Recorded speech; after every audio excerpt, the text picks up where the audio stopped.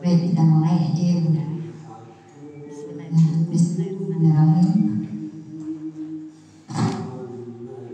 Bisa pakai mic gak apa-apa ya, biar kedengaran lebih enak.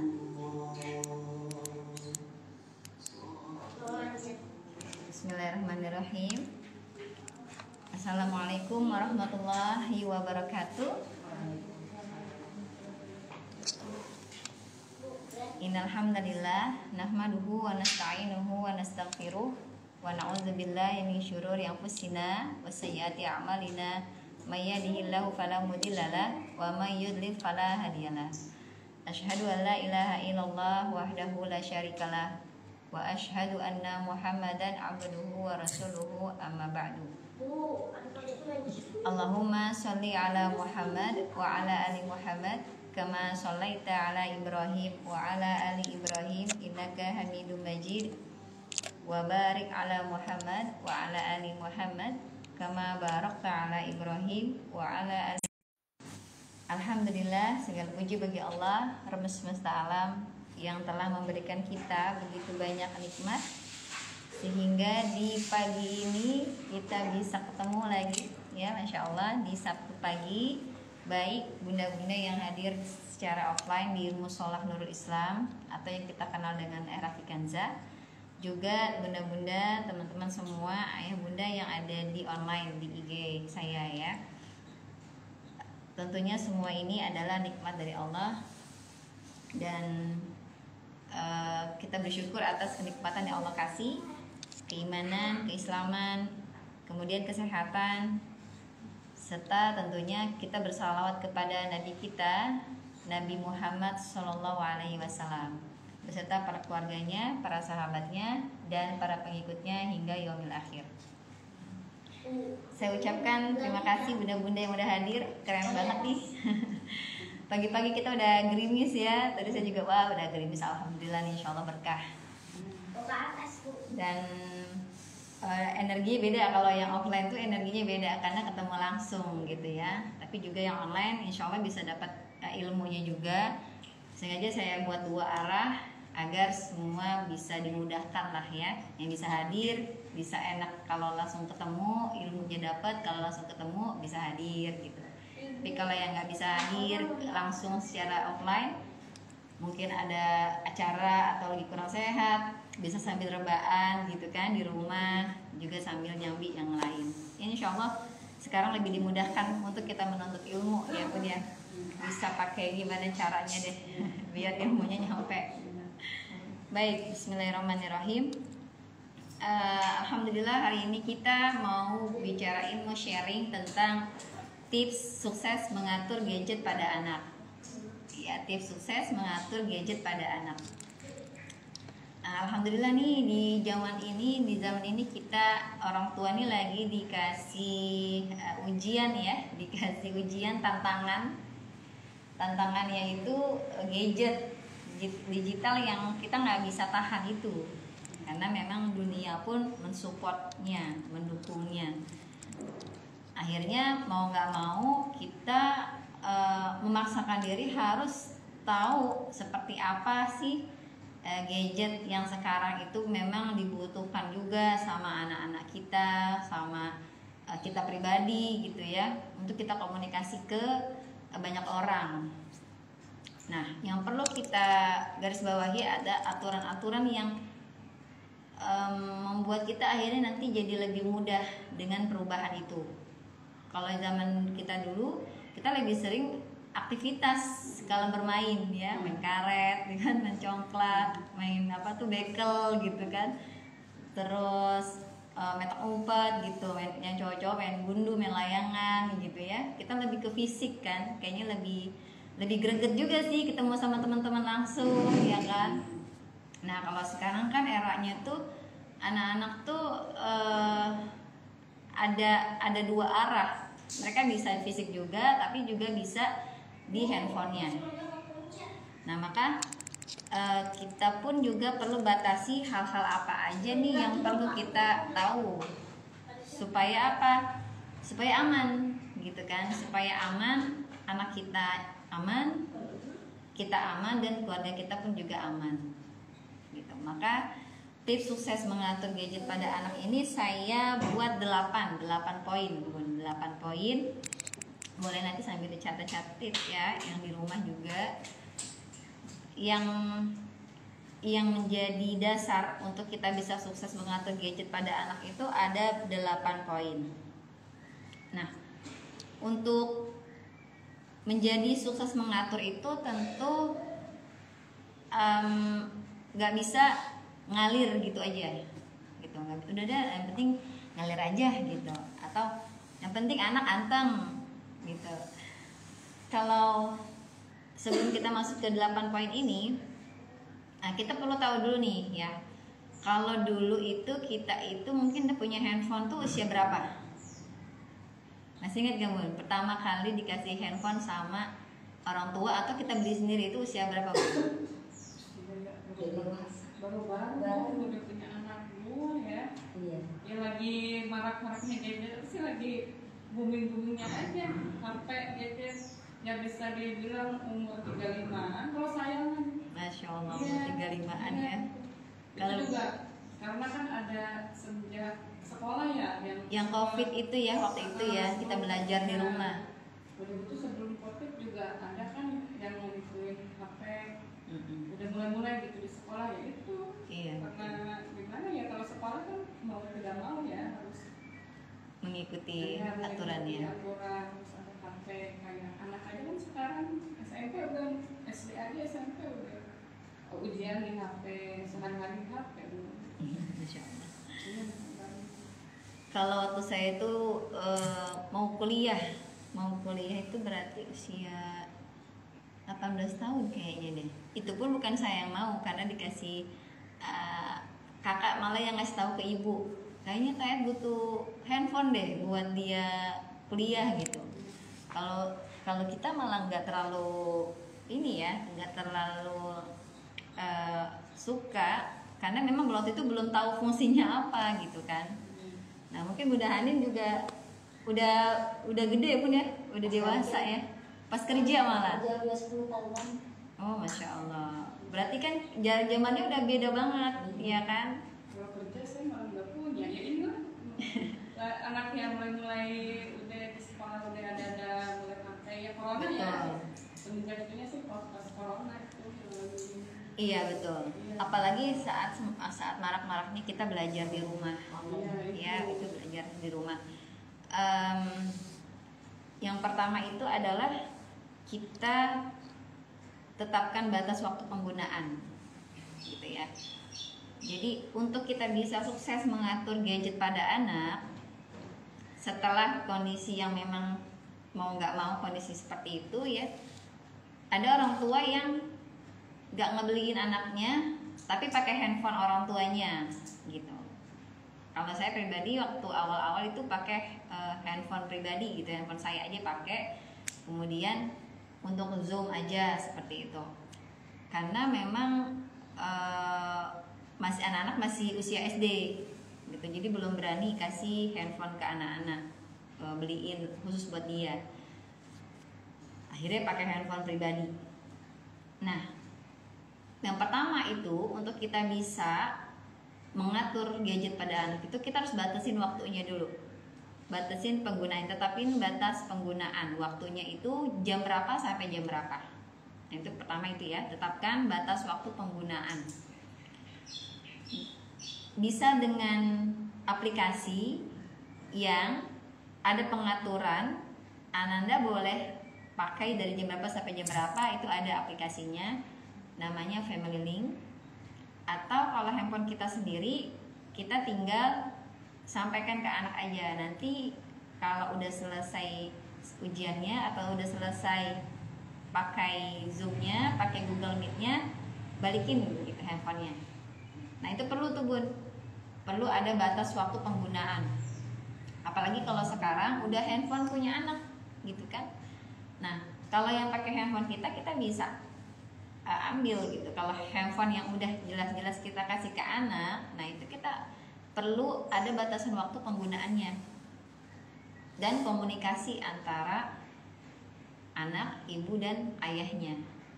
Jadi ada kesepakatan batasan waktunya itu dari jam berapa sampai jam berapa. Itu perlu banget. Terus yang kedua, konten yang sesuai usia. Konten yang sesuai usia ini juga harus sering-sering kita pantau. Misalnya nih kan ada ya beberapa handphone itu kita pakai satu email. Contoh misalkan saya sekarang saya ada email gitu. Terus kalau ada handphone yang satunya lagi ada email saya. Jadi kalau ada kegiatan apa itu bisa kelihatan di handphone saya. Gitu. Misalkan ada dua handphone, satu handphone dipakai khusus buat belajar, buat sekolah. Nah, ini terhubung dengan handphone saya. Jadi kalau anak-anak nonton YouTube itu nonton apa, terus kemudian dia buka link apa, nah itu nanti akan kelihatan di handphone. Maka yang kedua adalah kita perlu perhatikan konten usianya. Kalau anak-anak masih di bawah usia 12 tahun, usia SD, itu kita bisa pakai YouTube Kids.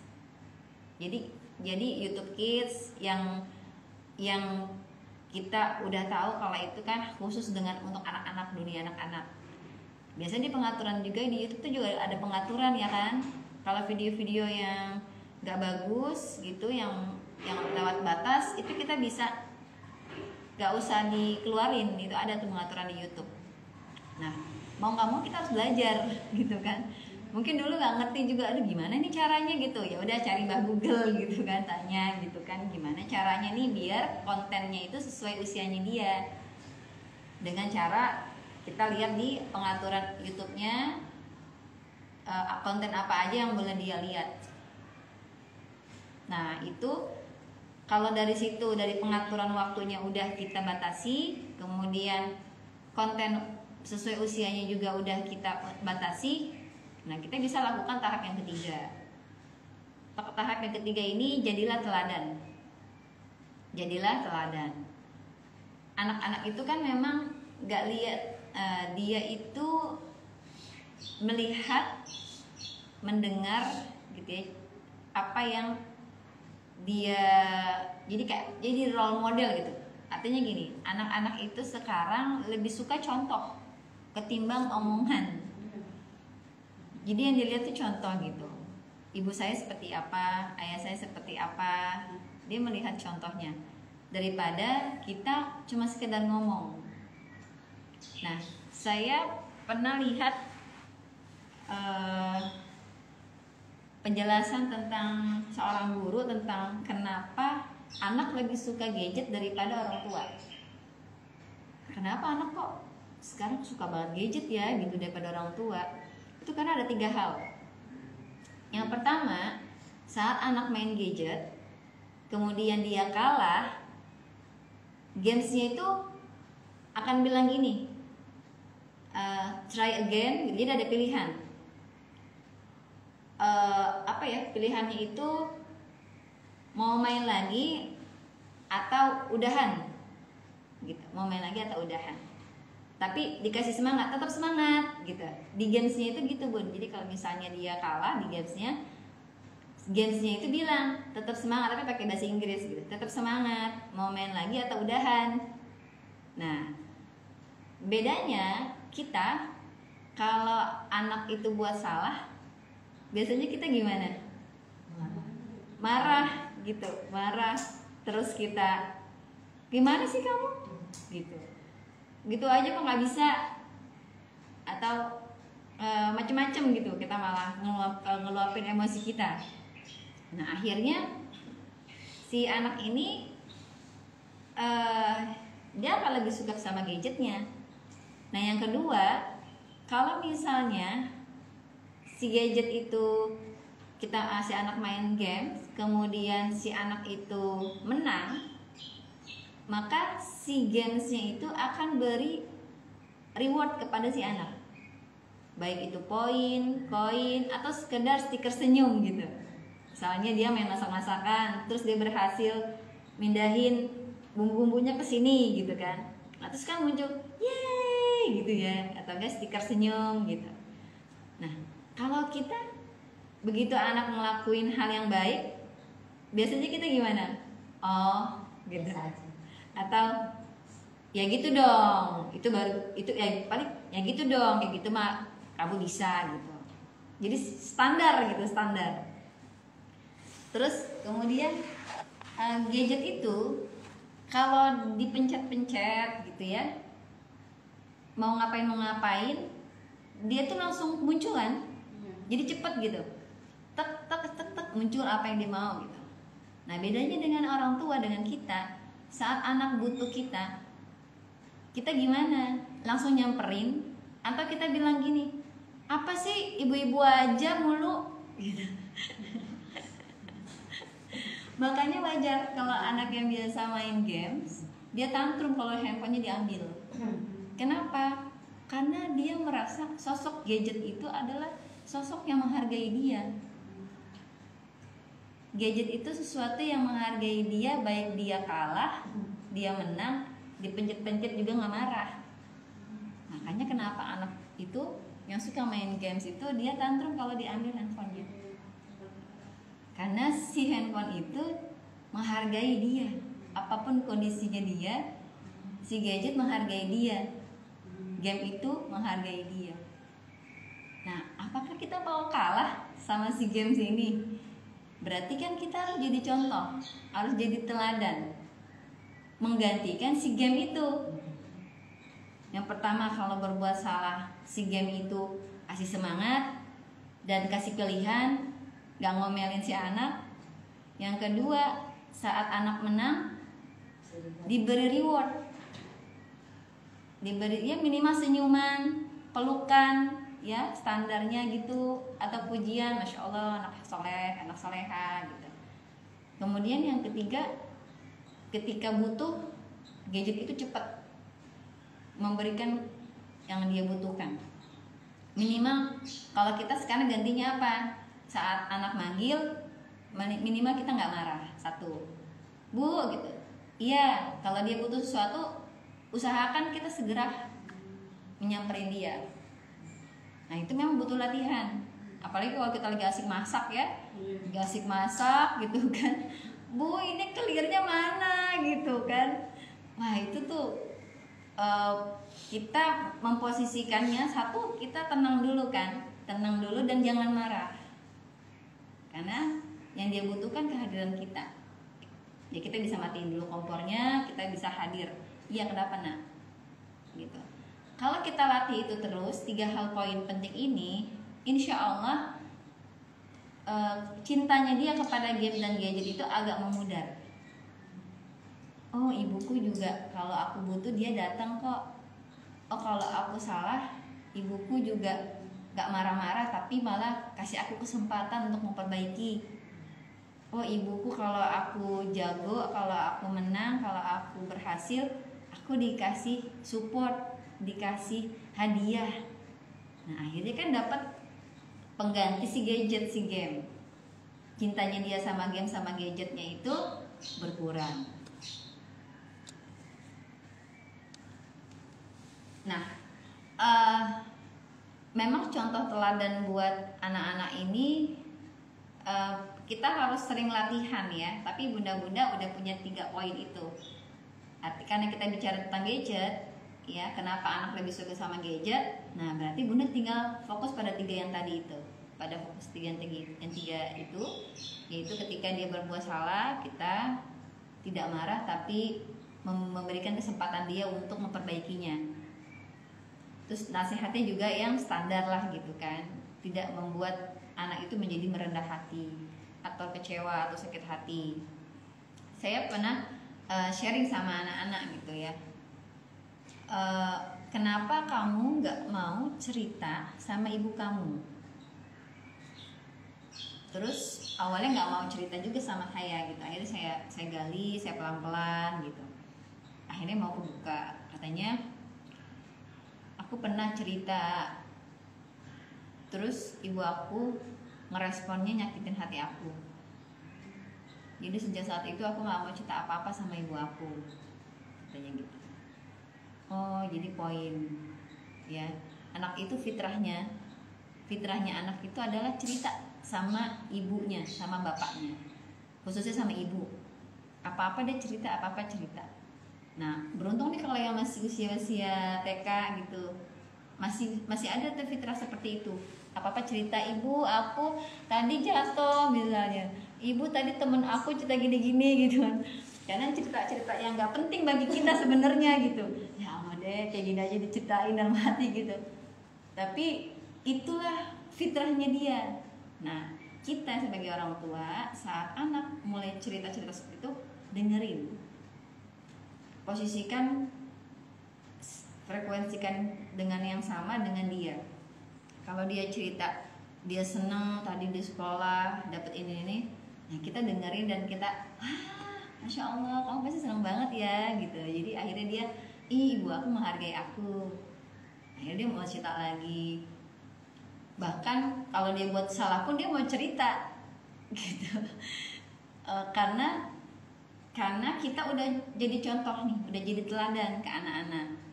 Nah, kalau kamu misalkan kalau saya sama anak-anak hampir alhamdulillah semuanya empat-empatnya cerita. Termasuk kakak yang nomor 1 itu yang udah mau SMP, apapun cerita gitu. Walaupun dia berbuat yang nggak tepat aja, bunda aku mau cerita tapi ini aku ada yang nggak tepat gitu. Ya udah saya siapin hati nih. Oke, dia mau cerita apa gitu kan. Aduh, saya harus tahan nih, jangan sampai responnya nggak bagus. Akhirnya dia cerita, tadi aku jatuh karena gini gitu kan. Terus kita timbulin, oh kenapa baru cerita? Lain kali kalau jatuh bilang, ya aku takut bunda marah gitu. Karena jadi dia bawa motor saya gitu kan, terus senggol jatuh gitu, akhirnya stang saya kan agak bengkok. Nah terus tapi dia awalnya nggak mau cerita gitu kan. Terus saya lihat kakinya kok agak luka, dia cuma bilang jatuh doang. Nah tapi akhirnya cerita sama saya, Kak lain kali cerita aja kalau ada apa-apa cerita, insya Allah bunda mau dengerin kok. Nah kata-kata itu perlu kita keluarin bun ke anak, kalau ada apa-apa cerita ya. Nah terus nanti bunda insya Allah nggak marah, yang penting kamu jujur kalau ada apa-apa. Nah akhirnya anak tuh mau terbuka. Nah kalau anak mau terbuka sama kita, insya Allah gampang diaturnya. Jadilah kita khususnya ibu-ibu yang terbuka sama anak-anak, sesibuk apapun kita lagi apa ya, kadang anak-anak kan ceritanya yang hal-hal yang lucu-lucu dan bagi kita udah ini gimana ini bicaranya sebenarnya nggak penting gitu, tapi bagi dia penting, iya kan? Akhirnya nanti dia cerita tentang suka sama siapa, atau misalnya dia itu tadi ngambil uang kita buat jajan, sekedar jajan gitu kan, itu nanti mau kebuka, mau cerita. Karena apa? Karena kita pun kalau ada apa-apa cerita ke anak. Nah mayoritas ya, kebanyakan tuh orang tua itu kadang suka nggak terbuka juga sama anak. Contoh ya, dari yang simpel deh, misalnya kita mau ke pasar, anak kita masih kecil, terus kita tuh biasanya kita tahu nih anak kita bakalan nangis kalau kita kasih tahu. Biasanya itu kita bohongin nih, misalnya kita bohongin atau kita nggak kemana-mana gitu. Nah baiknya sih harusnya kita ngomong, bunda mau ke pasar ya, kamu di sini dulu sama kakak misalnya gitu. Atau itu misalnya, ya pelan-pelan diajak. Tapi nanti setelah itu kita ada mau keluar lagi, kita ngomong lagi pelan-pelan. Nah akhirnya nanti dia jadi begitu kita mau keluar, kita ceritain, dia akhirnya mau terima. Ya udah bunda, hati-hati ya, seperti itu. Waalaikumsalam warahmatullahi. Jadi mau terbuka sama anak. Kita situasinya seperti apa, kita terbuka sama anak.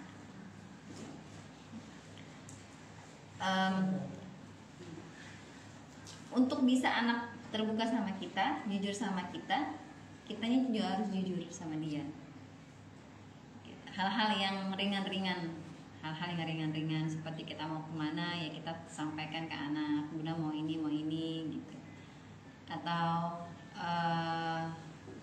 banyak hal sih yang bisa kita jadi contoh ke anak juga. Contoh juga kayak sekarang kan kita kerjain juga di handphone ya, baik yang misalnya jualan online itu kan kerjanya di handphone. Saya pun kalau mau presentasi, bikin ininya slide-nya presentasinya di Canva, di handphone juga. Jadi apa-apa di handphone. Akhirnya kan anak taunya bunda megang handphone gitu. Jadi kalau anak saya lihat saya megang handphone, saya kasih tahu, "Dan nak, bunda lagi bikin ini presentasi. Sini deh." Kadang suka saya pangku, dia lihat cara saya kerja. Oh, dia lihat, oh bunda lagi kerja, bukan lagi main. Gitu ya. Jadi kita terbuka sama anak. Akhirnya anak pun gitu. Kalau lagi nonton dia kasih tahu saya, "Bunda aku nonton ini." Gitu. Oh iya, oke, boleh. Kan enak ya kalau kayak gitu. Bagi anak saya 4, kecil-kecil semua kan. Yang paling gede itu yang kelas 6 SD. Nah itu tuh kan mau nggak mau dia ngelihat kita main handphone, jadi kepengen juga gitu. Jadi kita harus kasih tahu, nih lihat ya, bunda lagi kerja, ayah lagi kerja. Nah kamu coba main yang lain. Ya udah kita kasih media yang lain, tak kertas, dia gambar atau bikin karya atau mainan-mainan yang lain. Tapi ada batasan-batasan waktu juga boleh dikasih permainan sih, asalkan kita terus jadi teladannya buat mereka. Seperti itu. Nah yang keempat sekarang kita promosikan aktivitas alternatif. Ya, tips sukses untuk mengatur gadget pada anak, kita juga perlu promosikan aktivitas alternatif. Misalnya anak lagi asik main gadget gitu, terkadang kita cuma bilang udah mainnya gitu. Atau malah ngejas main mulu misalnya. Nah itu kan sebenarnya kerekam ya, main mulu, ya udah kerekam, akhirnya main mulu, kenyataannya akhirnya jadi main mulu. Nah dirubah kata-katanya, apa itu? Nah kalau saya biasanya gini, nah handphonenya udah dipakai, udah ada sejaman, mau kamu yang matiin atau bunda yang matiin? Diskusi dulu saya biasanya. Terus kalau misalnya kamu yang matiin, nanti bunda ada sesuatu buat kamu. Yaitu apa? Ini ada kertas. Terus anak saya suka gambar kan, ada kertas, kamu bisa warnain ini, gambar ini. Atau kalau yang suka Lego, yang nomor 2 kan suka Lego, saya kasih dia Lego. Jadi kasih kegiatan alternatif. Artinya anak jangan langsung dilarang aja, tapi kasih alternatif. Nggak boleh main handphone, nggak boleh main gadget gitu. Terus alternatifnya apa? Karena kan anak itu, di sini kan dia menggebu-gebu tuh kan, mau main, mau ini, kan di sini kan menggebu-gebu di otaknya. Kalau nggak disalurkan, gimana? Maka kita harus cari alternatifnya. Alternatif permainan apa yang untuk gantiin itu? Bisa dengan, kalau dia suka Lego, kasih Lego. Atau misalkan dia suka masak-masakan, kasih mainan yang masak-masakan. Atau misalkan dia suka main boneka, kasih boneka-bonekaan. Atau juga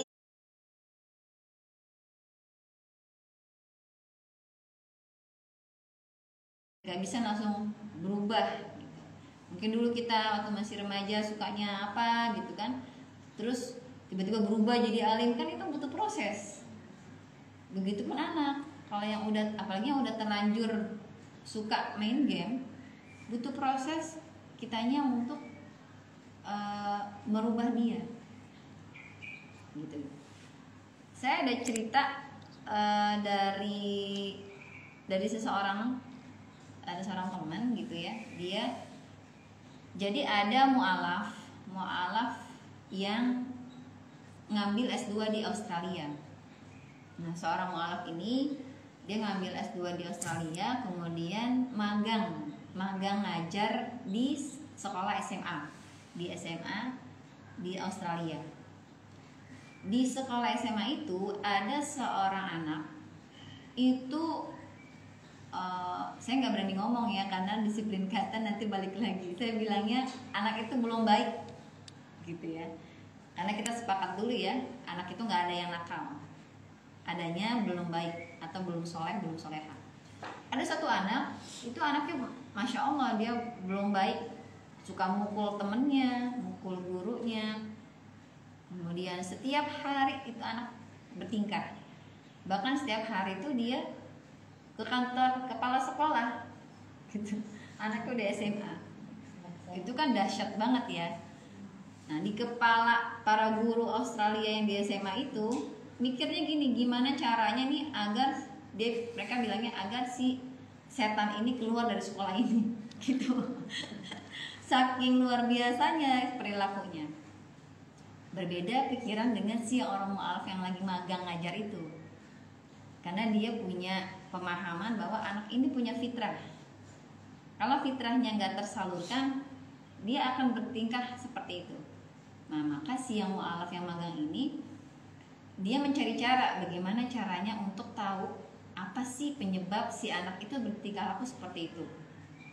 Akhirnya orang ini ngajak ngobrol si anak itu, diajak ngobrol. Awalnya anak itu nggak mau terbuka, terus dideketin terus gitu kan, diajak makan, ditraktir makan bareng gitu, beberapa kali makan bareng, ngobrol. Akhirnya mulai ngobrol nih,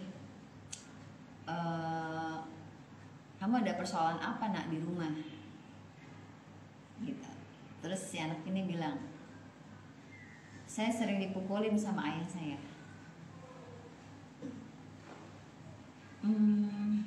Terus apalagi nak? Saya punya cita-cita mau jadi pilot, tapi orang tua saya nggak support saya. Bahkan saudara-saudara saya mengecilkan saya nggak disupport, saya nggak didukung. Semua orang tuh mengecilkan saya. Oh berarti 2 poin ya, 2 poin. Si anak ini mengalami tingkah laku yang gak baik dari bapaknya karena dia sering dipukulin sama bapaknya, dan dia ada trauma di situ kan jadinya. Yang 2, punya cita-cita tapi tidak disupport. Akhirnya apa? Oke, besok kita ketemu lagi ya, kita makan bareng lagi, nanti bapak kasih solusinya seperti apa. Nah besokannya pak gurunya ini, yang orang magang ini, yang mu'alaf ini, bilang ke anaknya, makan bareng lagi, ngobrol. Nah, kan kemarin kamu bilang kalau kamu suka dipukulin sama ayah kamu, berarti kamu gak suka ya sama ayah kamu? Dia bilang iya. Mau gak saya kamu anggap jadi bapak angkat kamu? Nanti saya menjadi bapak angkat kamu bisa cerita apa aja sama saya. Nah, si anak ini kan dipukulin sama bapaknya, artinya dia nggak dapat sosok seorang bapak. Dia butuh seorang bapak, pengganti bapaknya, gitu kan. Makanya si guru ini pun menawarkan diri untuk menjadi bapak angkatnya. Kata si anak, yang benar apa iya gitu kan? Iya nggak apa-apa, kamu anggap aja saya bapak kamu, jadi bapak angkat. Selesaikanlah satu persoalan nih. Si anak ini tersalurkan, dia nggak suka sama bapaknya, kemudian dia pengen ada sosok bapak baru. Si guru ini menggantikan bapaknya, gitu kan, istilahnya bapak angkat lah. Terus yang kedua, kamu bilang kalau kamu cita-citanya menjadi pilot ya? Iya pak, saya ada temen seorang pilot. Kita hubungin ya, nanti kita ngobrol-ngobrol sama dia. Dihubunginlah sama si yang mu'alaf itu, temennya seorang pilot. Kemudian janjian, nah ketemulah mereka bertiga, si pilot, si yang mu'alaf itu, dan si anak. Ngobrol panjang lebar gitu ya, tentang bagaimana jadi pilot segala macem ya, dia ngobrol. Udah selesai. Setelah itu, setelah dia terlampiaskan ya dua hal kebutuhan fitrahnya dia itu tercukupi selama 2 minggu. Jadi proses itu pendekatan itu selama 2 minggu. Proses pendekatan sama interviewnya itu selama 2 minggu. Selama 2 minggu itu si anak berubah jadi sopan, jadi baik. Bahkan sampai teman-temannya bingung, kok ini bisa berubah? Anak yang istilahnya setiap hari bikin persoalan kok bisa berubah? Gitu. Jadi lebih sopan, jadi baik sama temennya, sama gurunya. Nah, jadi si anak itu bisa berubah dalam waktu 2 minggu karena apa? Karena dia tersalurkan fitrahnya. Ini perlu kita ambil pelajaran ya. Kita perlu ambil pelajaran gitu sama anak-anak kita yang mungkin udah bisa kita ajak ngobrol gitu, atau anak-anak kita yang dia udah punya handphone, udah punya gadget sendiri. Nah, itu perlu kita kembalikan ke fitrahnya si anak. Fitrahnya anak itu sebenarnya baik. Kadang gini, kadang orang tua itu punya asumsi sendiri ke anak. Contoh ya, anak itu misalnya dia suka lompat-lompat, atau kalau lagi belajar, lagi ngafalin, dia suka jalan-jalan. Kan ada yang seperti itu kan. Ini anak saya nih kalau belajar nggak bisa diem, maunya lompat-lompat, jalan sana jalan sini gitu. Itu fitrahnya dia gitu, itu fitrahnya dia. Oh, berarti anak ini kinestetik gitu. Oh, dia berarti cara belajarnya itu mesti bergerak dulu. Kan ada anak seperti itu. Ada anak yang mau duduk anteng diam dengerin, ada anak yang belajarnya harus pakai video sama suara. Oh, berarti dia audio visual. Nah, kita bisa menilai si anak ini seperti apa karakternya, fitrahnya itu bagaimana. Kenapa sih anak ini begini gitu? Dilihat sebelumnya tuh apa yang terjadi. Itu pengaruhi ke anak.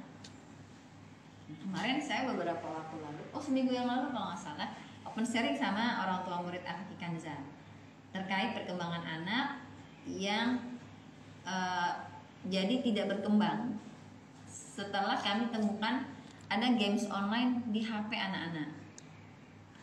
Awalnya itu cuma ada 2-3 orang yang main games online itu, tapi nggak terlalu pengaruh gitu. Kok makin kesini ada sikap yang beda gitu sama anak-anak murid saya. Kan kita bisa menilai ya guru-gurunya, ini kok anak-anak jadi seperti ini. Contohnya bercandanya nggak normal, kemudian pas kita nasehatin agak tinggi nadanya, terus nggak patuh gitu.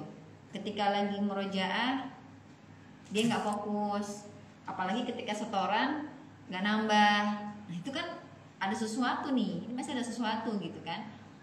Nah, qadarullah sebenarnya kita nggak cari tahu juga gitu, tapi mungkin dengan kita bertanya dalam diri gitu ya, kita bertanya dalam diri, ya Allah ada apa ini gitu. Terus kalau di masa rezeki itu kan apa yang jadi persoalan kita itu kan karena dosa kita ya. Ya Allah, dosaku apa gitu, anak-anak kenapa nggak berkembang. Ya qadarullah Allah kasih tahu dengan caranya bahwa anak-anak ini di handphone itu ada mainan-mainan games online yang dilarang gitu. Jadi ada 10 games online yang diharamkan oleh Majelis Ulama Indonesia. Nah, karena kan kita patokannya itu kan ulama ya Bun. Jadi kalau ulama udah bilang nggak boleh, ya udah tinggalin gitu. Karena kita awam gitu kan. Insya Allah ya ulama itu ya, para ulama itu yang terpercaya insya Allah. Kalau ulama bilang haram, ya udah kita jangan banyak nanya gitu kan. Nah, 10 permainan ini termasuk ada PUBG karena dia ada tindakan kekerasan. PUBG itu tulisannya PUBG. Kemudian ada Mobile Legend. Nah, itu tuh lagi marak tuh ML. Mobile Legend itu juga haram karena pemainnya ini bisa lupa waktu. bisa merubah karakter dan kepribadian seseorang, apalagi kalau usia sekolah. Karena kalau udah main ML itu, dia jadi nggak ingat waktu, lewat. Bahkan ada bisa jual beli akun. Bahkan ada perlombaannya loh. Saya juga kaget juga gitu ya, ada sekolah yang bikin perlombaan Mobile Legend gitu. Ada, saya juga masya Allah, saya kaget juga. Dan karena saya baru tahu juga kalau itu haram. Dari MUI memutuskan kita ada 10 ML Mobile Legend. Ada menurut saya tanya, kok bisa haram sih gitu kan? Ya kalau ulama udah bilang haram, ya udah nggak usah banyak tanya gitu. Tapi kalau kita mau kaji lagi, kenapa bisa haram? Karena di situ membuat si pemain ini menjadi lupa waktu.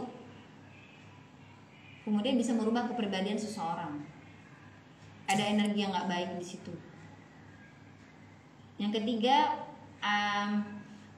Free Fire, FF. Free Fire ini ada tindakan kekerasan. Jadi ada misi-misinya gitu, tembak-tembakan.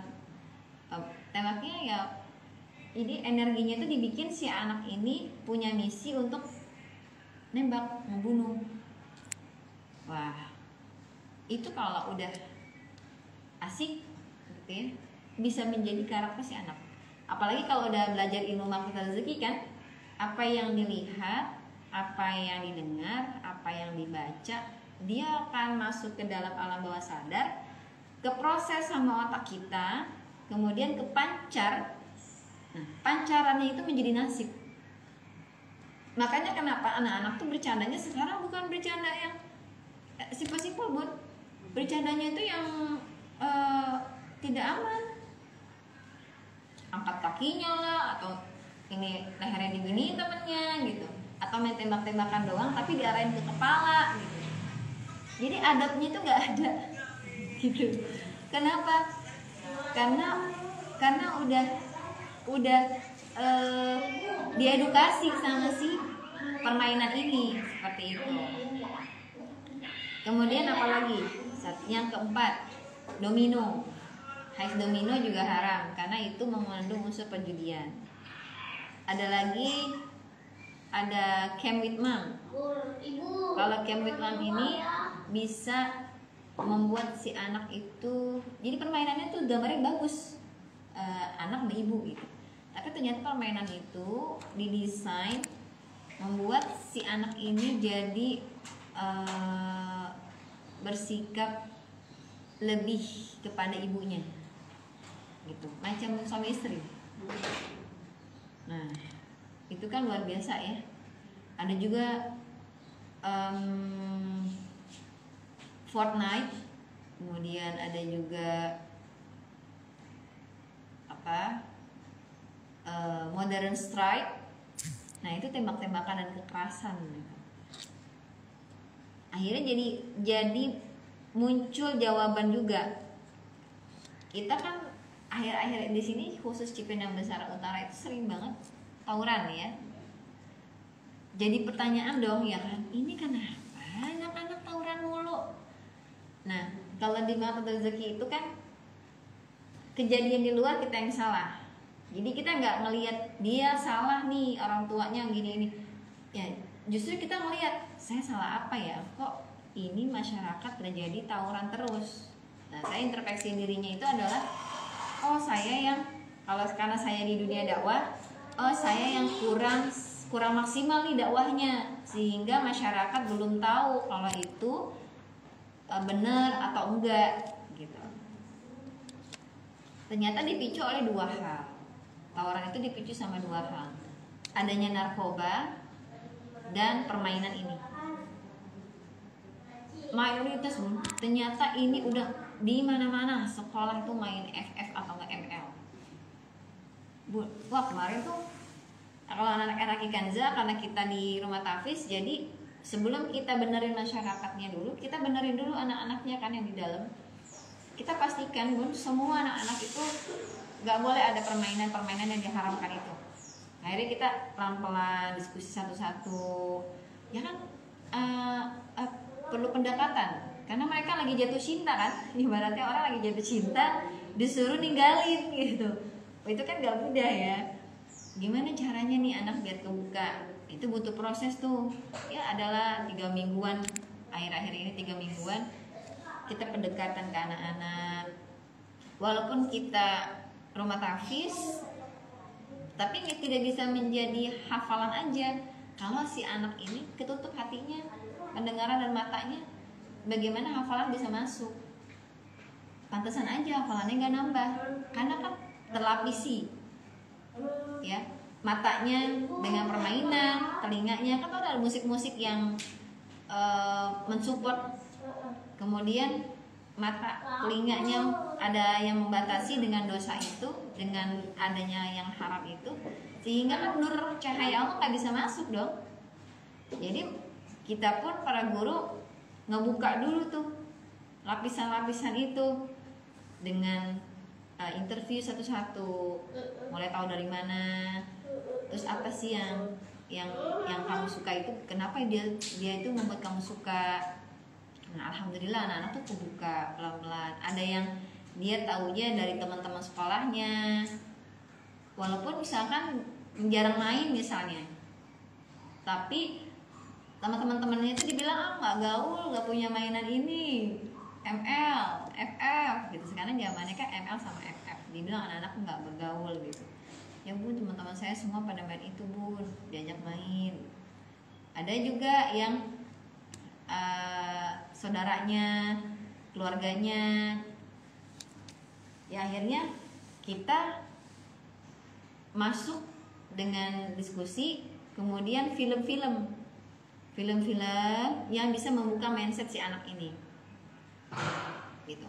Terus setelah itu apa tahapnya? Kita minta anak-anak untuk sholat taubat dan memposisikan kita nggak nyalain si anak. Seperti yang tadi ya, kenapa anak suka sama gadget, ya kan? Ketika dia salah, dikasih kesempatan untuk memperbaiki diri. Nah, kita orang Islam. Kalau kita makan, contoh ya, kalau kita makan daging babi itu kan haram. Kita minum minuman khamar itu kan haram. Nah, kalau kita mengkonsumsi itu yang haram-haram, Allah mau nggak deket sama kita? Enggak bun, Allah nggak mau deket. Nah, bagaimana kalau ada permainan games yang udah jelas haram ada di handphone kita? Kira-kira Allah gimana ke kita? Nah, kebuka kan pikirannya? Oh, iya ya, nanti Allah nggak deket sama aku. Enggak, Allah jadi nggak deket bun sama aku. Terus menurut kamu enaknya diapain itu mainan yang ada di handphone kamu? Nanti dia yang jawab bun, dihapus aja bun, dilepas. Akhirnya kan kita nggak maksa, tapi dari hatinya dilepas aja bun. Benar kamu mau hapus? Iya, bisa. Berani hapus ya? Berani. Kenapa kamu berani? Kenapa kamu bisa? Keluar nanti fitrahnya. Karena aku mau Allah dekat sama aku. Oh, kalau udah kayak gitu enak kita ngarahinnya. Akhirnya dia sendiri yang hapus, bukan kita. Tapi anaknya yang hapus. Baca bismillah. Nah, insya Allah dengan kamu melepas permainan-permainan yang membuat Allah gak dekat, nanti Allah ganti yang lebih baik. Nah, akhirnya sekarang alhamdulillah anak-anak udah mulai udah nggak ada permainan itu di handphonenya, dan kita tanamkan untuk apa? Untuk tidak mendownload lagi.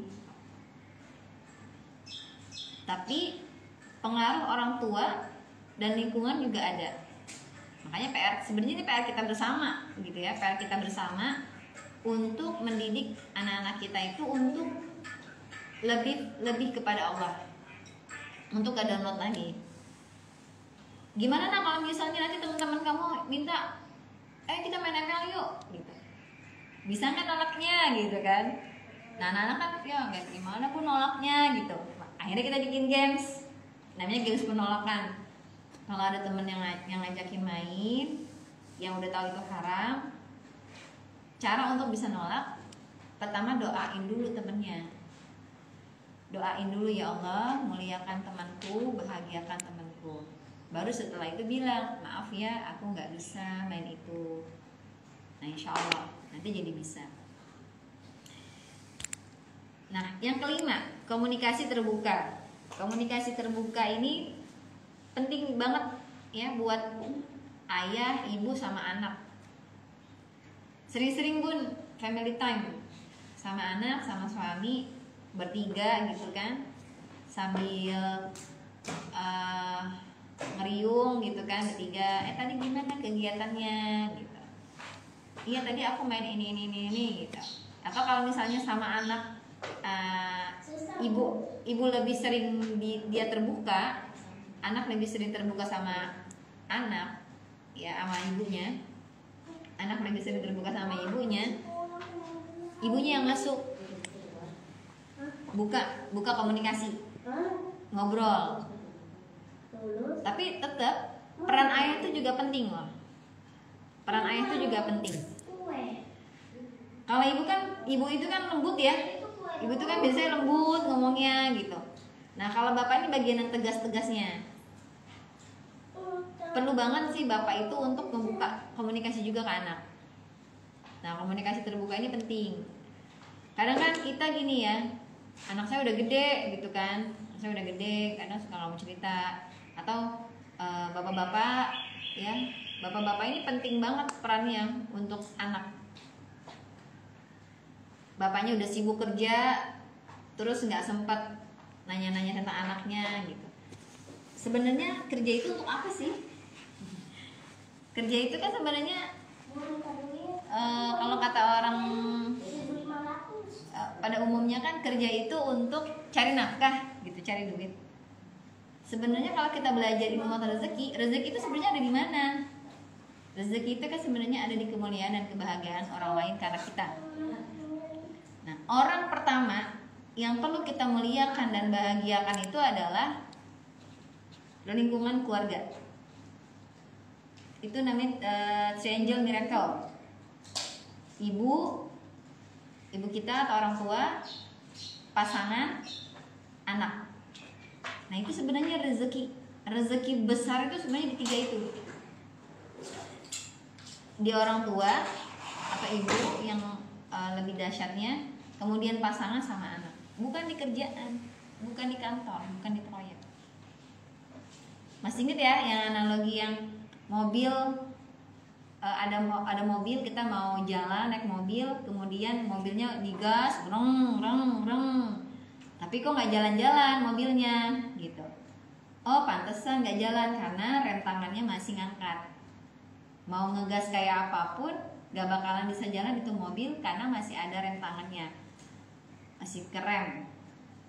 Terus gimana caranya biar kita bisa jalan mobilnya? Gampang, lepasin aja atau turunin aja rem tangannya, ngegas dikit aja jalan. Gas ini kita umpamakan itu seperti kita kerja, kita ngajar, kita bisnis, kita jualan, kita dagang, itu ngegas. Nah rem tangan ini adalah dosa. Makanya kenapa kita udah kerja pontang-panting ya, mungkin kalau di Jakarta tuh berangkat sebelum subuh, pulang malam gitu kan, kerja keras gitu, hasilnya masih segitu-segitu aja karena dia fokusnya di gas, gitu. Tapi dia masih ngelakuin dosa, akhirnya rezekinya nggak berkah. Ya mungkin dosanya apa aja ya, macam-macam.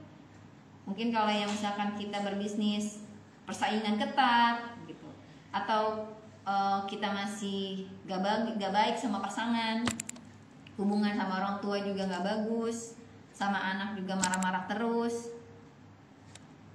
Percuma kita berangkat pagi pulang malam, tapi kita gak lepas itu rem tangannya, kita masih berbuat dosa, maka hasilnya pun gak akan berkah. Maka yang harus dilakukan itu adalah kita lepaskan dulu pelan-pelan rem tangannya, lepasin satu, istighfar. Tapi sekarang sih istighfarnya mungkin gak laku ya. Ada orang bilang gini, bunda saya udah istighfar gitu, saya udah istighfar gitu kan, udah banyak, tapi kok masih kayak gini-gini aja. Ya mungkin istighfar kita udah gak laku gitu. Maksudnya gak laku gimana? Istighfar kita itu nyalain orang biasanya. anak numpahin susu, astagfirullahaladzim, tumpah lagi. Istighfarnya nyalain anak. Padahal istighfar itu kan sebenarnya saya yang salah, ampuni saya ya Allah, saya siap belajar. Ada tetangga cemberut ke kita, astagfirullahaladzim, tuh tetangga gak senyum sedikit misalnya, nyalain orang istighfar. Terus misalnya ada orang kita lagi jalan, tiba-tiba dia nyerobot aja gitu, astagfirullahaladzim, tuh orang gimana sih gitu, nyalain orang. Padahal istighfar itu sebenarnya kita yang salah. Ya Allah, saya yang salah, ampuni saya siap belajar. Ya karena kita istighfarnya nyalain orang, ya istighfar kita akhirnya jadi gak laku gitu. Maka untuk bisa nurunin rem tangannya, naiki level, yaitu sholat taubat. Sholat taubat 2 rakaat. Nah, Allah sangat suka dengan orang-orang yang mau memohon ampun kepadanya. Tetap istighfar, perbanyak istighfar, sehari minimal 100 kali, itu harus tetap dijalanin. Kalau perlu pakai bahasa Indonesia biar ngeresep di hati. Karena mungkin kita dengan bahasa Arab belum terlalu familiar gitu ya. Waktu awal-awal pun saya dilatih sama Pak Nasrullah, foundernya Mantra Rezeki. Coba istighfarnya pakai bahasa Indonesia. Saya salah, ampuni saya siap belajar. Gitu. Saya coba praktekin gitu, ya Allah, saya salah, ampuni saya siap belajar. Terus aja, itu netes Bun, air mata, karena kita tahu artinya. Saya salah ya Allah, saya salah, ampuni saya siap belajar. Saya salah, ampuni saya siap belajar. Saya salah, ampuni saya siap belajar. Di atas sejadah. Kalau kita udah paham sama makna yang istighfar itu, terus kita udah ngeresep, bener-bener ngerasa bersalah di hadapan Allah, nah maka nanti Allah akan buka, Allah akan turunin perisai-perisainya, turunin remnya. Tapi lebih bagus memang sholat taubat. Sholat taubat itu dahsyat, itu jitu banget. Nah, sholat taubatnya pun ini saya diijazahkan oleh Pak Nasrullah ya, beliau juga diijazahkan oleh guru beliau. Kalau kita mau hidup dimanja sama Allah seperti di surga, maka jangan buat dosa. Jangan buat dosa. Kok jangan buat dosa? Sedangkan kita manusia, setiap hari ada aja dosanya. Caranya gimana? Caranya adalah lakukan sholat taubat. 1 dosa, 1 sholat taubat. Banyak dong. Ya memang begitu caranya. Tadi pagi marahin anak, sholat taubat, ngek, turun. Terus kita pernah gibahin orang, misalnya namanya fulana, kita sholat taubat, ya Allah, tadi saya habis ngomongin orang, ya Allah, saya buat salah sama dia. Pagi ini saya atau malam ini saya ingin menyelesaikannya dengan sholat taubat yang saya lakukan dengan sungguh-sungguh. Maafkan saya dan dia, jadikan dengan maaf yang kau berikan, jadikan ruhnya dia mau maafin saya. Allahu Akbar. Turun lagi rem tangannya. Nah, akhirnya kita jadi lebih fokus sama dosa kita. Kita perlu catatan tuh Bun. Kalau dulu kan, kalau kita misalnya kerja ya, catatan itu nomor kontak. Wah, ya kan, nomor kontak klien nih, ya kan? Nomor kontak klien siapa aja nih yang kira-kira dia punya peluang buat bisa kerja sama kita. Si A, si B, si C gitu. Begitu juga bisnis dagang. Siapa aja nih yang mau saya promosiin gitu kan? Kalau sekarang udah nggak begitu. Kenapa? Karena buat apa kita hubungin klien? Itu kan ngegas ya. Kita jualan, kita promosi segala macem, tapi kita masih ada rem tangannya, dosanya masih banyak, maka nggak akan berubah keadaan. Yang harus kita lakukan adalah ini nih, dilepas. Ini harus dilepas. Apalagi kalau mobil matic, gak usah digas juga. Kalau remnya udah turun, jalan sendiri mobil matic mah, ya kan? Jadi fokus kita adalah sekarang nih, tugas kita adalah ngelepas rem, minta ampun sama Allah, sholat taubat. Satu sholat taubat untuk satu dosa. Berarti punya catatan Bun, dosa satu apa, dosa dua apa. Wah, saya waktu awal training ikut tahu ilmu ini, diminta sama Pak Nasrullah itu untuk sholat taubat 10 kali. Iya, 10 kali dalam waktu yang berbarengan. Bisa lakukan di malam hari, karena anak-anak udah pada tidur kan, kita bisa khusyuk gitu. Sebutkan 9 nama orang yang kita energinya tuh kuat banget gitu. Jadi maksudnya kalau kita ingat namanya, langsung ingat kejadiannya misalnya. Ada orang yang nyakitin kita misalnya, namanya si Fulan gitu, Fulan misalnya. Begitu kita dengar nama si Fulan, kita langsung berasa kan energi marah gitu atau kesel atau gimana. Nah itu tuh rentangan. Mungkin kalau lagi mengaji nggak ingat kejadiannya, tapi begitu muncul namanya, langsung berasa energinya. Kok bisa gitu Bun? Karena kita itu adalah ciptaan Allah, gadget terbaik, tercanggih. Satu neuron ya, saraf di otak kita itu adalah setara dengan satu komputer tercanggih di zamannya. Sedangkan kita ini di sini udah jutaan neuron saraf-saraf. Maka semua Bun yang terjadi di masa lalu, baik kita disakiti orang atau kita yang menyakitin atau macam-macam ya. Nah itu panjang melebar sih penjelasannya. Itu biasanya di seminar sama training. Itu semua kerekam rapih di dalam memori kita. Kalau misalnya kita dipancing sebuah anchor ya, misalnya nama orang itu, terus kita langsung ingat kejadiannya, energinya apa. Nah itu dia yang harus kita lepasin dalam sholat taubat. Nah Allah suka seperti itu. Mungkin kalau dulu kan kita mandang kalau mau dapat rezeki, anak mau dapat rezeki kita harus kerja. Kalau anak mau soleha, kitanya jadi contoh gitu. Sebenarnya nggak cuma jadi contoh dan sebenarnya nggak cuma kerja, harus ada yang kita selesaikan dulu nih masa lalu kita. Ada energi apa yang kita bawa? Jadi akhirnya udah dikerjakan lah 10 sholat taubat itu, 9 sholat taubat, satu orang satu sholat taubat. Jadi nama-nama siapa aja? Ya tentunya nama yang pertama saya itu adalah ibu, karena kita kan pasti buat salah sama ibu kita, sama ibu, sama almarhum ayah, sama suami, sama anak pertama, anak kedua, anak ketiga, anak keempat, gitu. Kemudian orang-orang terdekat dulu Bun, sama kakak pertama, kakak kedua, kakak ketiga, kakak keempat, kakak saya ada 6. Saya tulis gitu. Nah yang ke-10-nya ini untuk semuanya. Itu awal-awal training saya diminta untuk 10 kali sholat taubat. Itu masya Allah saya lakukan gitu kan. Selesai dari sholat taubat itu enteng banget badan, lepas gitu, enteng. Terus jadi lebih tenang setelah ngelakuin itu. Akhirnya ketagihan karena setelah kita sholat taubat Allah kasih rezeki yang nggak terduga, entah dari anak jadi mudah dikasih tahu, anak jadi anak soleh dan soleha, kesehatan, bahkan rezeki berupa uang gitu. Ternyata bener ya apa yang Allah bilang gitu.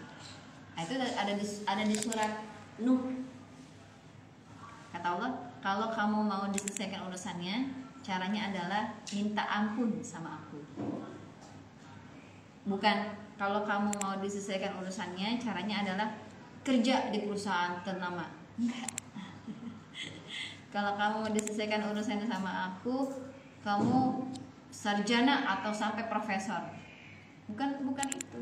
Tapi kalau kamu mau diselesaikan urusannya sama aku, dikasih rezeki yang berlimpah, caranya adalah minta ampun sama aku. Gampang. Cuman tinggal kita mau apa nggak mau. Bukan yang bisa atau nggak bisa, tapi mau apa nggak mau. Nah maka Bun sekarang fokusnya adalah kita komunikasi juga, komunikasi terbuka dengan keluarga. Kita kasih tahu, nak, maafin ibu kalau ibu ada yang nggak tepat selama didik kamu, gitu. Akhirnya anak kan jadi terbuka. Terus setelah itu kita juga sholat taubat. Ya Allah, aku pernah berbuat salah kepada anakku, sebutin namanya. Malam ini aku ingin menyelesaikannya dengan sholat taubat yang aku lakukan dengan sungguh-sungguh. Maafkan aku dan dia, atau misalnya anaknya Raffi, misalnya anak saya nomor 1 misalnya Raffi. Maafkan saya dan Raffi dengan maaf yang kau berikan, jadikan ruhnya Raffi mau memaafkan saya. Kenapa sih ruh? Karena ruhnya umat Islam itu berbaris, Bun, berbaris rapi, ruh kita. Kita kalau lagi berbuat gak tepat sama orang, terus kita minta maaf, maafin ya, iya dimaafin. Di mulut doang biasanya. Ya udah, ya dimaafin. Tapi di hati ada ganjilan. Nah itu tuh Bang, itu penghalang, itu rem, itu harus dilepas dalam sholat taubat. Minta sama Allah supaya ruhnya dia mau maafin kita. Wah itu masya Allah. Saya banyak banget dapat keajaiban praktekin sholat taubat ini. Orang yang tadinya nggak baik tiba-tiba baik. Orang yang tadinya macam-macam deh pokoknya. Karena kan kita dulu hijrah kita mungkin, kalau saya misalkan mulai hijrah tuh kapan gitu. Sebelum hijrah kan kita banyak kesalahan, banyak yang nggak tepat, ya kan? Khususnya sama ibu kita, sama ayah kita. Waduh, saya banyak yang nggak tepat nih dulu tuh masih muda gitu kan. Udah saya praktekin aja itu, buka rem terus, buka rem.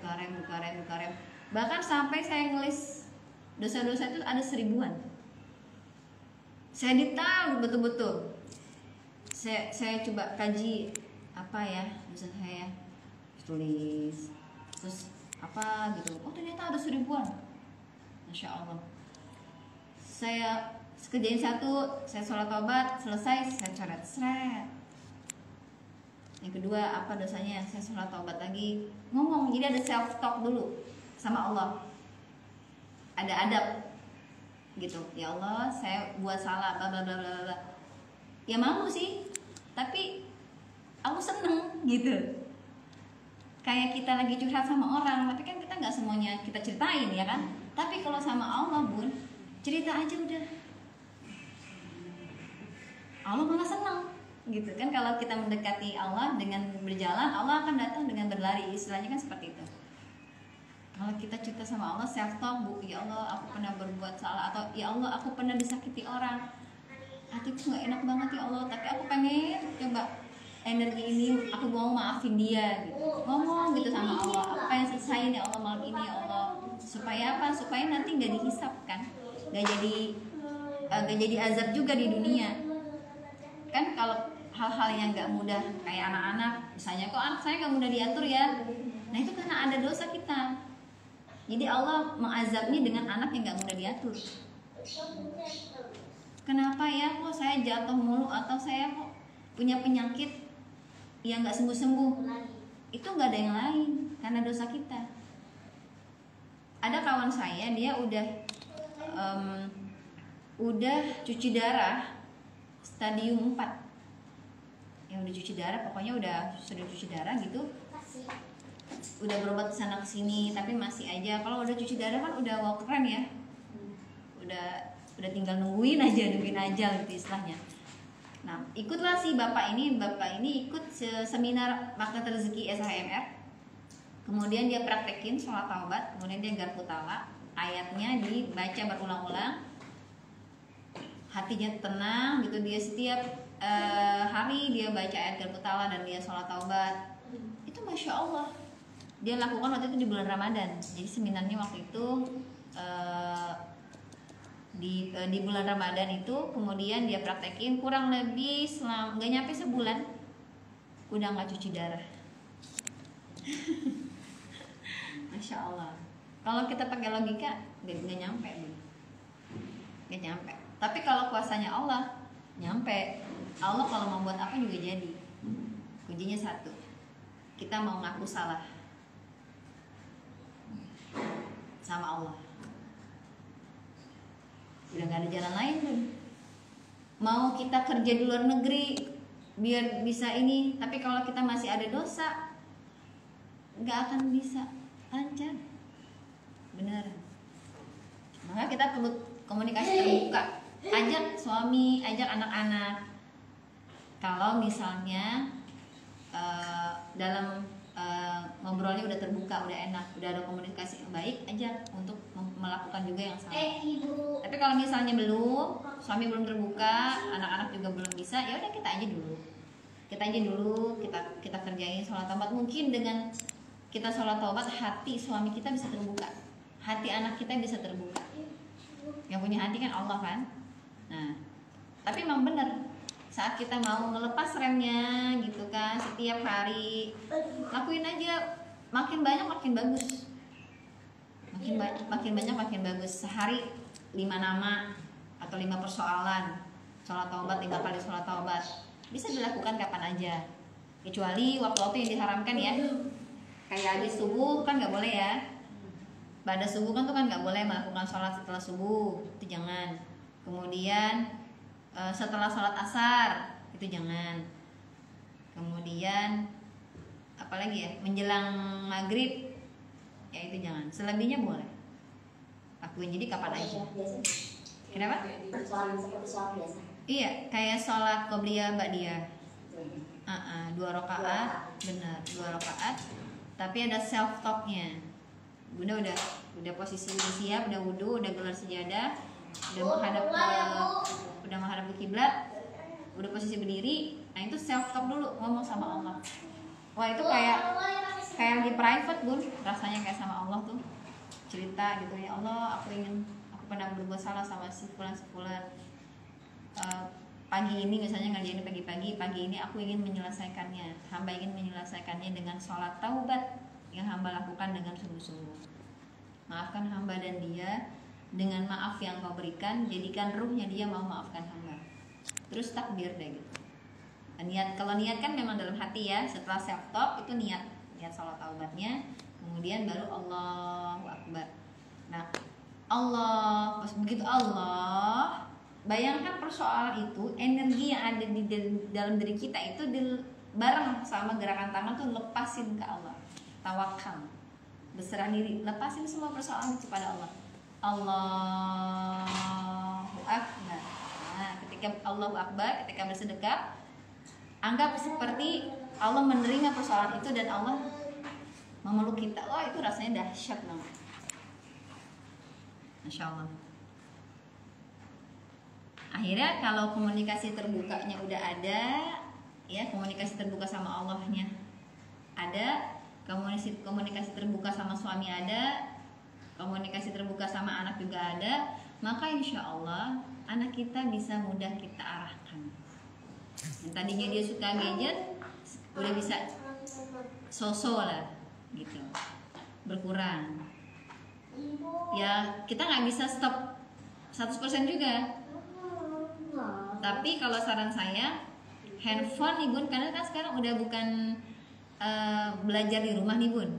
Misalnya anak udah terlanjur dikasih handphone atau dibeliin handphone misalnya, kalau saran saya tetap handphone itu jadi milik Bunda.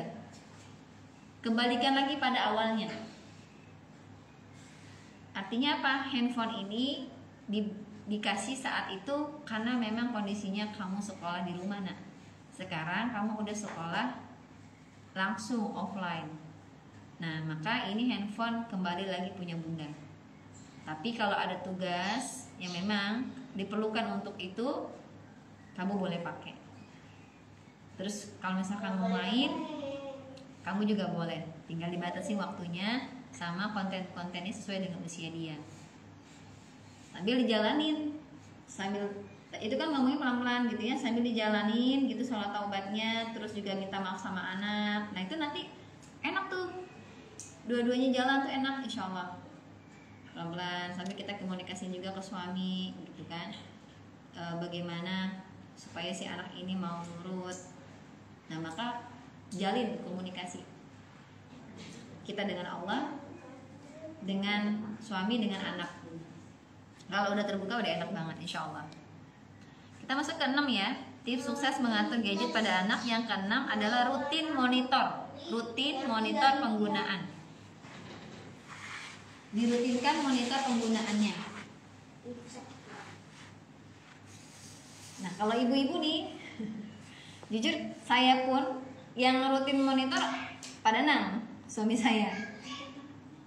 Karena kita ibu-ibu biasanya udah rempong sama rumah tangga ya Bu. Masya Allah. Kadang-kadang gini, ya Allah, jangankan ngecek HP anak gitu, kerjaan kita udah banyak banget gitu. Bahkan ada juga beberapa orang tua pun yang jarang buka grup ya, khususnya misalnya kayak lokal di era Kanza itu kan ada grup info ya. Kalau grup sesi oke lah, dia kan obrolan gitu kan. Tapi kalau grup info itu kan penting ya, setidaknya tuh ngebuka grup info gitu. Saya sesibuk-sibuknya saya, grup-grup yang penting itu saya bintangin. Ada yang saya penting-pentingin, kemudian setiap grup-grup info saya buka, karena itu penting kan. Oh, ada informasi apa nih gitu, setidaknya itu kita sesibuk apapun sempetin kita ngecek, karena memang dunia kita seperti itu sekarang, mau nggak mau pakai grup ya kan. Pakai apa di handphone tuh, aduh banyak banget grupnya, Masya Allah. Ya bersyukurnya kita jadi, kalau kita mengeluh maka kita nggak akan kebuka kan wawasan kita. Tapi kalau kita bersyukur, alhamdulillah banyak grup di handphone saya, berarti saya banyak saudara. Akhirnya kita jadi happy, bahagia, dan kita mau ngebuka itu gitu. Nah, untuk gadget anak-anak yang udah punya sendiri, sebaiknya orang tua ini rutin monitor penggunaannya, YouTube-nya, riwayatnya itu buka apa aja. Misalnya ada yang nggak baik, nah komunikasikan dengan anak. Nah, ini tontonannya nggak baik nak, kasih alasannya, karena bla bla bla bla bla gitu. Nanti Bunda izin hapus ya nak ya, baru hapus. Ada aplikasi misalnya permainan yang nggak tepat, kita bilang sama anaknya, ini ada permainan yang nggak bagus, kalau kamu main ini nanti kamu jadi gini gitu. Boleh ya dihapus ya, boleh dihapus. Jadi ada rutin monitor. Nah, boleh dari ibunya atau ayahnya, tinggal bagi tugas aja deh, mana nih yang lebih cenderung gitu. Kalau ayahnya bisa yang monitor, ayahnya. Tapi kalau bundanya bisa monitor, ya ganti-gantian aja lah. Yang penting harus rutin dimonitor penggunaannya apa aja, WA gitu ya, WA. Bun, anak kita nggak punya privasi dong. Nggak apa-apa, itu kan anak kita. Kecuali kalau dia udah nikah, lain cerita. Kalau masih usia anak-anak belum nikah, itu masih tanggung jawab kita. Kita harus tahu mereka kemana aja, ngapain aja, ngomong siapa aja. Bukan berarti kita nggak menghargai, enggak. Justru kita sayang, gitu kan. Kita sayang sama anak kita supaya anak kita aman. Setiap hari harus dicek. Itu alhamdulillah kalau saya pegangannya Pak Danang gitu. Jadi Pak Danang yang ngecek rutin. Nah, jadi itu pun hanya yang nomor 1 Bun, yang dikasih handphone. Karena benar-benar butuh untuk yang sekolah kan. Tapi itu pun dibatasin terus gitu. Awal-awalnya gak mudah, apalagi waktu pertama kali dikasih kan, seneng banget. Nah, kita jalani nih tahap-tahap ini. Jadi teladan dulu, terus atur waktu. Saya pakai aplikasi Family Link. Jadi terhubung nih handphonenya Ananda, anak saya sama saya itu terhubung. Dia ngapain kelihatan di handphone saya. Terus komunikasi, akhirnya anak saya ini udah tahu kalau mau ngapa-ngapain izin dulu. Jadi enak gitu. Selanjutnya yang ketujuh, buat kesepakatan keluarga. Dibikin peraturan kesepakatan keluarga kita, anak-anak kita, kemudian kita sama ayahnya. Kalau ayahnya yang buat kesepakatan lebih bagus gitu ya. Karena gini, dari suara aja anak itu bisa mengenal otaknya gitu. Maksudnya gini, suara bapak itu biasanya lebih jejak di otak anak. Kalau suara ibu, karena mungkin lembut kali ya, lembut gitu. Terus udah gitu tiap hari ngomong, ya kan? Jadi udah biasa gitu kan. Ibu saya udah biasa ngomong, jadi kita ngomong makanya kan suka orang gini, anak saya nggak bisa dikasih tahu bunda gitu kan ya, karena kita udah sering ngomong gitu, udah keseringan ngomong, akhirnya bagi dia biasa gitu, kayak obat generik lah gitu, udah biasa. Tapi kalau bapaknya ngomong kan suaranya gede ya, volume suara yang ngebass itu bun di alam bawah sadar itu lebih dek gitu. Nah enak nih kalau yang bapaknya ngomong. Makanya sebenarnya harusnya kajian-kajian ini juga dihadiri bapak-bapak ya. Tapi sih alhamdulillah di online ada bapak-bapak nih bun yang nonton. Bapak-bapak juga harus kontribusi untuk ke anak-anaknya. Jadi yang bagian kesepakatan bapak nih yang ngomong. Nanti boleh main kalau boleh main handphone jam segini sampai jam segini. Terus kalau lagi makan nggak boleh sambil main handphone. Kalau mau tidur sebelum tidur handphonenya disimpan, macem-macem, beda-beda peraturan keluarga masing-masing kan. Tinggal disepakatin aja maunya kayak gimana nih, mau dibawa kemana nih keluarga kita, arahannya kemana gitu, disepakatin. Tinggal si ibu mensupport gitu, kita yang si ibu mensupport aja si keputusan yang udah disampaikan itu. Kemudian yang terakhir adalah zona bebas gadget. Yang ke-8 ya, zona bebas gadget. Zona bebas gadget ini kita juga sampaikan ke anak-anak.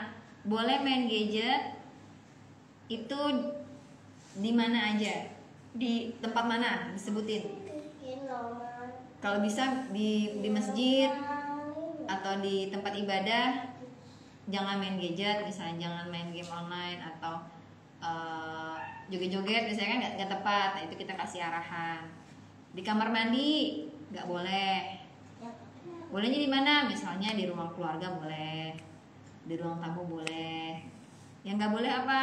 Tempat ibadah, kamar mandi, jalan raya. Ya, kalau jalan raya kan nggak boleh main gadget. Ya karena nanti jadi nggak aman nak, gitu. Kamu lagi asik main gitu, tiba-tiba ada lubang nyemplung aja gimana? Atau lagi asik lagi megang terus tahu-tahu ada orang ambil, itu perlu kita arahin, kasih tahu ke anak zona-zona mana yang boleh main gadget. Nah akhirnya kita jadi insya Allah jadi lebih sukses mengatur gadget pada anak kita, insya Allah. Nah alhamdulillah ayah dan bunda udah 8-8-nya nih tips sukses mengatur gadget pada anak saya sampaikan. Semoga dengan sharing ini bisa membuka wawasan kita untuk jadi lebih perhatian ya, lebih perhatian ke anak-anak, lebih perhatian kepada anak-anak untuk apa? Untuk mengatur gadget pada anak-anak. Artinya pola pikir kita juga harus dijaga, khususnya ibu. Kalau misalnya anak main handphone, ya tinggal diikutin aja langkah-langkahnya tadi, bukan langsung di stop gitu. Karena memang itulah zamannya dia. Tapi kan kita bisa bedain porsinya ya. Ada anak usia TK, ada anak usia SD, SMP, SMA gitu. Porsi-porsi jam itu harus dikasih tahu. Awal-awalnya mungkin anak akan tantrum. Kenapa? Karena 3 hal tadi ya. Karena 3 hal tadi, dia lebih sayang sama gadgetnya ketimbang sama kita. Maka kita harus buka dulu nih yang 3 ini, kita harus kerjain dulu PR-nya. Tadi kan kalau dia salah gadgetnya nggak nyalahin, nggak marah-marah, oh berarti kita juga ke anak itu. Kalau anak nggak tepat, dikasih tahu pelan-pelan, tetap diarahin. Nah itu nggak benar kayak gitu. Yang benar tuh gini. Tapi nggak apa-apa, insya Allah kamu bisa perbaiki. Akhirnya kan anak jadi, oh aku ada kesempatan nih gitu. Terus kemudian kalau menang dikasih reward. Kalau misalnya anak bisa nyuci piring sendiri, ya itu kan sebuah apresiasi si anak gitu kan, yang perlu kita kasih. bisa nyuci piring sendiri atau sekedar ngambil sampah terus dibuang ke tempat sampah. Itu kan hal-hal yang simpel yang harus kita kasih reward. Kasih 2 jempol aja udah seneng, hebat gitu. Masya Allah, barakallahu fiik gitu. Nah, dapat nih, peran si gadget itu tergantikan oleh ibu aku. Yang ketiga adalah ketika kita anak kita butuh kita, usahakan kita cepat datang gitu. Terus gadget itu dipencet-pencet nggak marah gitu ya. Kita ya emang harus belajar ya, apalagi kalau lagi santai gitu, betul anak kita datang gitu kan, bunda tolongin aku misalnya, ya sebisa kita nyamperin. Tapi kalau nggak bisa, kita kasih pemahaman, maaf nak lagi ini dulu ya, nggak bisa dulu. Jangan sampai keluar kata-kata apa sih ibu mulu gitu, apa sih udah kerjain aja sendiri. Nah, karena tuh kayak gitu-gitu tuh memang bisa membuat hati anak ini jadi merasa gak dihargain. Nah, itulah kenapa gadget lebih disukai daripada orang tua ya, karena kita belum menempati posisi si gadget. Nah, berarti sekarang tugas kita lah menempati posisi di si gadget itu ya bun. PR-nya itu sama apa bun? Ngelakuin sholat taubatnya gitu. Maka insya Allah dia pelan-pelan. Nah, mudah-mudahan 8 tahap ini bisa memudahkan kita untuk bisa mengatur gadget pada anak, insya Allah. Baik bunda-bunda semuanya, ayah-ayah juga semuanya, saya ucapkan jazakumullah khairan, barakallahu fikum atas kehadirannya, kemudian kesempatannya untuk bisa mendengarkan sharing pagi ini. Semoga ayah dan bunda selalu diberikan kemuliaan, kebahagiaan, kejayaan, keberkahan dari Allah Subhanahu wa taala, dan tentunya semakin dekat dengan Allah Subhanahu wa taala. Amin amin ya rabbal alamin. Saya tutup kajian hari ini dengan hamdalah walhamdulillahirabbil alamin. Doa kafaratul majlis. Subhanaka Allahumma wa bihamdika asyhadu an la ilaha illa anta astaghfiruka wa atubu ilaik. Wassalamualaikum warahmatullahi wabarakatuh.